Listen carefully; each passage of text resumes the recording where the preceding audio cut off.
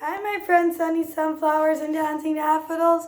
Ready? Today's book is a little girl named Miriam. Once upon a time, in the land of Mitzrayim, there was a little girl named Miriam who loved babies. She loved their soft, silky hair, scrunched up faces, and their tiny pink fingers. She would hold a wiggly, crying baby close to her and make funny noises. One day, Paro, the king of Mitzrayim, called for Miriam and Yocheved. The two of them walked to his palace and stood behind his throne.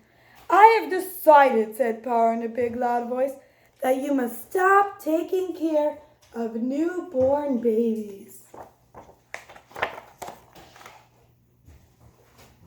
What if one of them grew up to be stronger than I am?"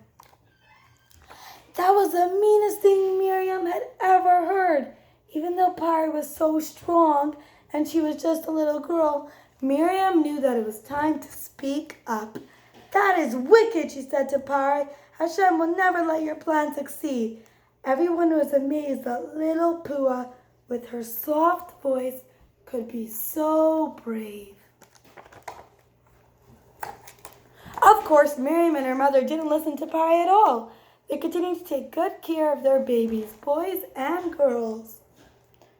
On a fine Shabbos day in the springtime, Yocheved had a baby, and sure enough, it was a boy. When he was born, the whole house became filled with a bright light that showed how special he was. Happily, Miriam's father kissed her right on the head. "My daughter," he said, "your words are coming true." Miriam and Aaron loved their new baby brother. But what should they do?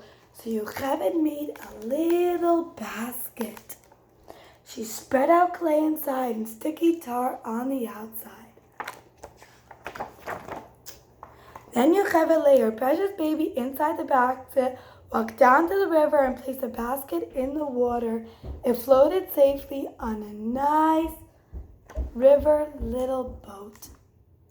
Miriam stood by and never took her eyes off the basket. What would happen to her baby brother?